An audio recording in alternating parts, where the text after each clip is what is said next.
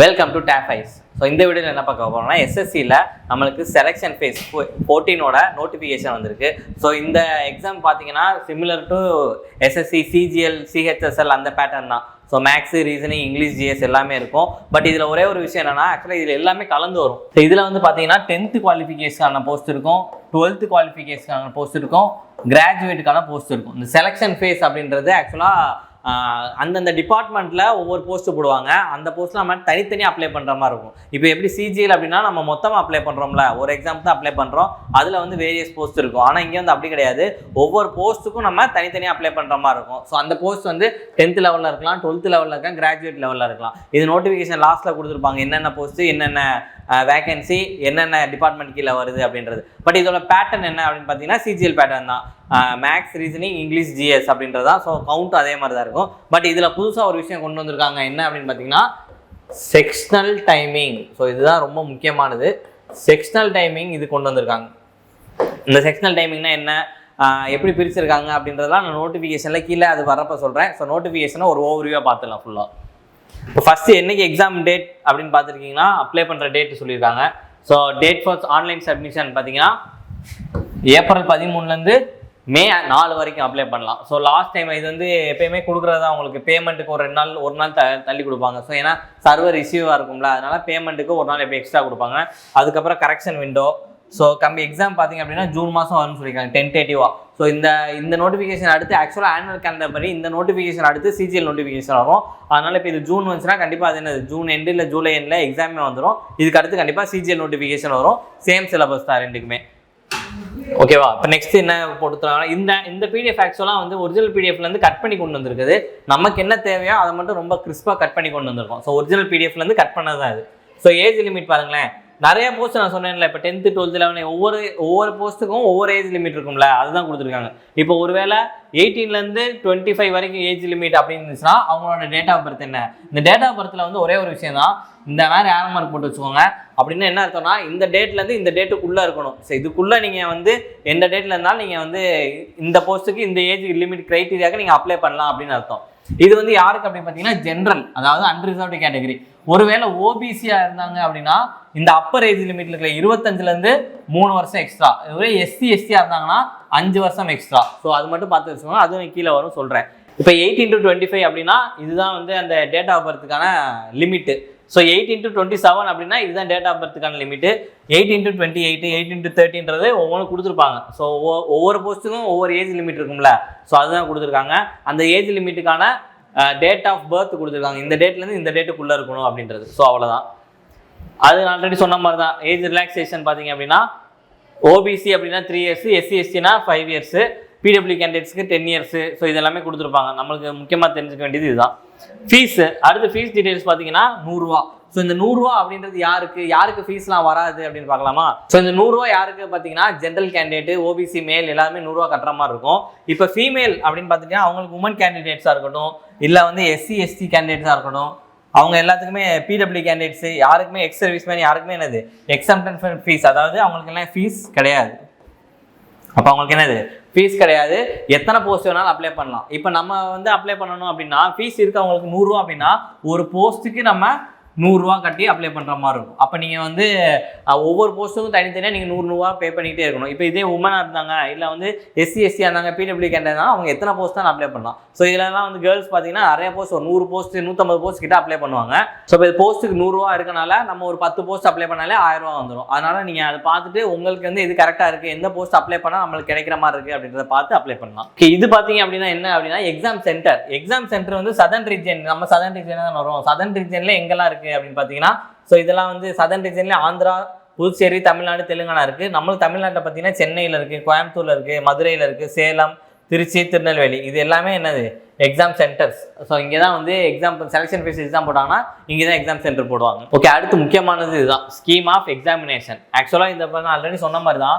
இப்போ 10th 12th degree graduate, so இப்படி தான் இருக்கும். நீங்கள் வந்து 10th போஸ்ட்டாக ஒரு 10 போஸ்ட்டுக்கு அப்ளை பண்ணுறீங்க, 12th நான் ஒரு 10 போஸ்ட் அப்ளை பண்ணலேன், கிராஜுவேட்டுக்கு ஒரு 10 டிபார்ட்மெண்ட் அப்ளை பண்ணுறேன் அப்படின்னா நீங்கள் எல்லாத்துக்கும் சேர்த்து 10th இந்த 10 போஸ்ட் 10th 10 போஸ்ட் அப்ளை பண்ணுறீங்களா அதெல்லாம் சேர்த்து ஒரு எக்ஸாம் தான் இருக்கும். டுவெல்த்துக்கு ஒரு 10-15 போஸ்ட் அப்ளை பண்ணிட்டீங்கன்னா அது எல்லாம் சேர்த்து ஒரு எக்ஸாம் தான் இருக்கும். கிராஜுவேட்டில் ஒரு 20 போஸ்ட் அப்ளை பண்ணிட்டீங்கன்னா சேர்த்து ஒரு எக்ஸாம் தான் இருக்கும். அதனால சப்போஸ் நீங்கள் மேக்ஸிமமாக 3 எக்ஸாம் வரைக்கும் எழுதுகிற மாதிரி இருக்கும் நீங்கள் எல்லாத்துலேயுமே அப்ளை பண்ணிருந்தீங்க அப்படின்னா, 10th 12th கிராஜுவேட் அப்படின்றது. ஸோ அதை மட்டும் பார்த்துக்கோங்க. ஓகே, நம்மளுக்கு எக்ஸாம் சிலபஸ் பார்த்தீங்கன்னா ரீசனிங் இருக்கும், general awareness, maths, English. So எல்லாத்துலையும் நம்பர் ஆஃப் கொஸ்டின் பார்த்தீங்கன்னா 25 கொஸ்டின்ஸு, மொத்தமாக 100 கொஸ்டின், 200 மார்க். ஒரு கொஸ்டின் நீங்கள் ஒரு கொஸ்டினுக்கு 2 மார்க்கு, அப்போது மொத்தம் 200 மார்க்கு. ஒரு கொஸ்டின் தப்பாக போட்டிங்கன்னா நெகட்டிவ் மார்க் எவ்வளோனா 0.5. அப்போ 0.5 தான் என்னது இதுக்கான நெகட்டிவ் மார்க். இதுல ரொம்ப முக்கியமான இன்னொன்று கொண்டு வந்திருக்குது இதுதான், 60 minutes with sectional time of 15 minutes for each part. அப்படின்னா என்ன அர்த்தம், செக்ஷனல் டைமிங்னா என்ன அப்படின்னா, இப்போ இந்த ஜென்ரல் இது என்ன ரீசனிங்கா, இது ஜென்ரல் அவேர்னஸ், இது மேக்ஸு, இது இங்கிலீஷா. இப்போ இந்த 25 கொஸ்டின் இருக்குல்ல, இந்த 25 கொஸ்டினுக்கு 15 நிமிஷம். இந்த 15 நிமிஷம் முடிஞ்சோன்னே உங்களுக்கு இது க்ளோஸ் ஆயிரும். நீங்கள் திருப்பி வந்து இதை அட்டன் பண்ண முடியாது. அதுதான் செக்ஷனல் டைமிங். ஒவ்வொரு செக்ஷனுக்கும் தனித்தனி டைம் இருக்கும். இதுக்கு முன்னாடி எப்படின்னா மொத்தமாக 60 நிமிஷம் கொடுத்துருவாங்க, 1 மணி நேரம். இந்த 1 மணி நேரத்தில் நீங்கள் எப்படி வேணாலும் அட்டன் பண்ணிக்கலாம். இப்போ நீங்கள் வந்து ரீசனிங் ஃபஸ்ட்டு நான் அட்டன் பண்ணிட்டேன், அடுத்து வந்து நான் வந்து ஜென்ரல் அவேர்னஸ் அட்டன் பண்ணலாம், சில பேருக்கு 7 minutes போதும். அதே மாதிரி இங்கிலீஷ் ஒரு 10 minutes அட்டன் பண்ணுறோன்னா ரிமைனிங் டைமை வந்து நான் மேக்ஸுக்கு யூஸ் பண்ணிக்கலாம். ஆனால் இப்போ செக்ஷன் டைமிங் கொண்டு வந்துட்டாங்கல்ல, அப்போ அப்படி பண்ண முடியாது. எல்லாத்துக்குமே 15 நிமிஷம் தான். இதுக்கு 15 நிமிஷம், இதுக்கு 15 நிமிஷம், இதுக்கு 15, இதுக்கு 15 அப்படின்றதான். அப்போ 15 நிமிஷம் முடிஞ்சிருச்சுன்னா இந்த ரீசனிங் க்ளோஸ் ஆயிரும். 15 நிமிஷம் முடிஞ்சா ஜென்ரல் அவேர்னஸ் க்ளோஸ் ஆயிரும். 15 நிமிஷம்னா மேக்ஸு, அதுக்கப்புறம் என்னது இங்கிலீஷ் க்ளோஸ் ஆயிரும். அப்போ அந்த 60 minutes 1 மணி நேரத்தை 15 நிமிஷமாக பிரித்து கொடுத்துருக்காங்க. அந்த ஒரு 15 நிமிஷத்தில் அந்த செக்ஷன் மட்டும்தான் அட்டன் பண்ண முடியும். அதை க்ளோஸ் ஆயிடுச்சு அப்படின்னா திருப்பி அதை வந்து அட்டன் பண்ண முடியாது. ஸோ இதுதான் செக்ஷனல் டைமிங். இது ஆக்சுவலாக பேங்கிங்கில் இருக்குது. இப்போ தான் நம்மளுக்கு இதுக்கு முன்னாடி சிபிஓலையும் கொண்டு வந்திருந்தாங்க, இப்போ வந்து செலெக்ஷன் ஃபேஸில் கொண்டு வந்திருக்காங்க. அடுத்து சிஜிஎல்லையும் கொண்டு வந்தாலும் ஆச்சரியப்படுறதுக்கு இல்லை. ஓகே, இதுதான் வந்து சிலபஸ். ஸோ இந்த சிலபஸ் நம்ம ஆல்ரெடி எல்லாம் தெரிஞ்சது தான். இப்போ 10th லெவல் அப்படின்னா என்ன இருக்கும், ரீசனிங்கு, ஜென்ரல் அவேர்னஸ், குவான்ஸ், நம்ம இதில் அவங்க நிறைய கொடுத்துருப்பாங்க. பட் நம்மளுக்கு தெரியும்ல சிலபஸ் என்ன, நம்ம ஆல்ரெடி படிச்சுட்டு இருக்கவங்களுக்கு தெரியும். ரீசனிங்கில் என்ன இருக்கும், மேக்ஸில் என்ன இருக்கும், ஜென்ரல் அவேர்னஸ் என்ன இருக்கும், இங்கிலீஷில் என்ன இருக்கும் அப்படின்றது. ஸோ அதான் அவங்க பிரித்து கொடுத்துருப்பாங்க. நார்மலாக பார்த்தீங்கன்னா ரீசனிங்கில் ஒரு 15 டாபிக் இருக்கும். மேக்ஸில் அரித்மெட்டிக் அட்வான்ஸ்ன்னு 2 இருக்கும். பட் இங்கே 10th குவாலிஃபிகேஷனால் அட்வான்ஸ் கொடுக்கல, அவங்க வெறும் அரித்மெட்டிக் மட்டும் தான் கொடுத்துருக்காங்க. Profit and loss, discount, ratio, average, பர்சன்டேஜ்னு மோஸ்ட்டாக அரித்மெட்டிக் டாபிக்ஸ் மட்டும் தான் கொடுத்துருக்காங்க. ஜென்ரல் அவேர்னஸ்லேயும் நம்ம நார்மலாக கொடுத்துருக்க history, culture, geography, sports, economics, இல்லை கரண்ட் அஃபேர்ஸ் பேஸ் பண்ணி என்னது கொஸ்டின்ஸ் நிறைய கேட்பாங்க. இங்கிலீஷில் வந்து கிராமர், வெக்காப்ஸ். இந்த வெக்காப்ஸ் அப்படின்னு பார்க்குறப்ப நம்மளுக்கு என்னது one word solution, idioms and phrases, phrasal verbs, இது எல்லாமே கலந்து வந்துடும். இது வந்து அந்த 10th மெட்ரிக்கான சிலபஸ். இது 12th லெவல். 12th லெவலுக்கும் மோரால சேம் சிலபஸ் தான். மேக்ஸில் பார்த்தீங்கன்னா கொஞ்சம் டிஃப்ரெண்ட்டாக இருக்கும். ஸோ மேக்ஸில் என்ன கொடுத்துருக்காங்க, அரித்மெட்டிக் இருக்குது, அல்ஜிப்ரா, அட்வான்ஸ் மேக்ஸ் இருக்குது, அல்ஜிப்ரா, ஜாமெட்ரி, இது எல்லாமே இருந்ததுன்னா 12th லெவல் வரப்பையும் கேட்டிருக்காங்க. ஸோ கிராஜுவேட்டுக்கு அதே மாதிரி தான். கிராஜுவேட்டுக்கும் ரீசனிங், ஜென்ரல் அவேர்னஸ், மேக்ஸ்லாம் கொடுத்துருக்காங்க. மேக்ஸும் அதே மாதிரி தான். அட்வான்ஸ் மேக்ஸ்லாம் வந்து தனித்தனியாகவே கொடுத்துருக்காங்க. சர்க்கிள், ப்ரிசம், இது எல்லாமே எக்ஸ்ட்ராவாக ஆட் ஆகிருக்கு கிராஜுவேட் லெவலில். அப்போ இது எல்லாத்த பேஸ் பண்ணியுமே நம்ம என்ன பண்ணணும், படிக்கணும். ஸோ இதுதான் வந்து ஓவரால் சிலபஸ். ஸோ நோட்டிஃபிகேஷன்லாம் முக்கியமான டீட்டெயில்ஸ் எல்லாமே பார்த்தாச்சு. ஸோ இப்போ வந்து போஸ்ட் தான் ரொம்ப முக்கியம். இப்போ இதுதான் வந்து மொத்த போஸ்ட் டேபிள். இதில் வந்து ஒரு கிட்டத்தட்ட ஒரு 50 பக்கம் கொடுத்துருப்பாங்க. ஸோ இந்த மாதிரி நீங்கள் தள்ளிட்டு போயிட்டே இருந்தீங்கன்னா போஸ்ட் போய்கிட்டே இருக்கும். East region, central ரீஜன்னு.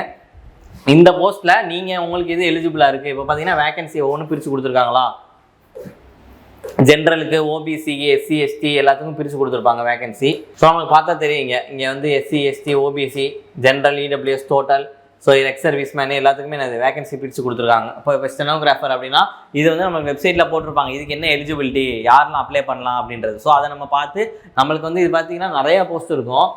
இதில் எவ்வளோ போஸ்ட் இருக்கும், நீங்கள் வந்து உங்களுக்கு எது கரெக்டாக இருக்குது அப்படின்ற போஸ்ட்டை பார்த்து நீங்கள் அப்ளை பண்ணணும். ஸோ இந்த மாதிரி நிறையா போஸ்ட் இருக்கும். Library attendant, senior research assistant. சில போஸ்ட்லாம் பார்த்தீங்கன்னா வெறும் எனி டிகிரியோ இல்லை 10th 12th முடிச்சாலே போதும் அப்படின்னு சொல்லியிருப்பாங்க. சிலதுக்கு தான் எக்ஸ்பீரியன்ஸ் கேட்டிருப்பாங்க, சில இதெல்லாம் நார்மலாக முடிச்சாலே போதும் அப்படின்னு சொல்லியிருப்பாங்க. இப்போ இதில் இன்னொரு விஷயம் என்னென்னா, ஒரே ரவுண்ட் எக்ஸாம் தான். அதுக்கப்புறம் வந்து சில எக்ஸாமுக்கு வந்து ஸ்கில் டெஸ்ட் இருக்கும், ஒரு டைப்பிங் இந்த மாதிரி இருக்கும், இல்லாட்டி ட்ரேட் டெஸ்ட் இருக்கும். அப்போ ஒரே ரவுண்ட் எக்ஸாம் தான். சில போஸ்ட்டுக்கு மட்டும் என்ன இருக்கும், ஸ்கில் டெஸ்ட் இருக்கும். அதுக்கப்புறம் டேரெக்டாக டாக்குமெண்ட் வெரிஃபிகேஷன் தான். அப்போ ஸ்கில் டெஸ்ட் இல்லாத போஸ்ட்டுக்கு பார்த்தீங்கன்னா நீங்கள் ஹையஸ்ட் மார்க் நல்லா ஸ்கோர் பண்ணிட்டீங்க அப்படின்னாலே டேரெக்டாக டாக்குமெண்ட் வெரிஃபிகேஷன். அது ஒரு முக்கியமான விஷயம் அது.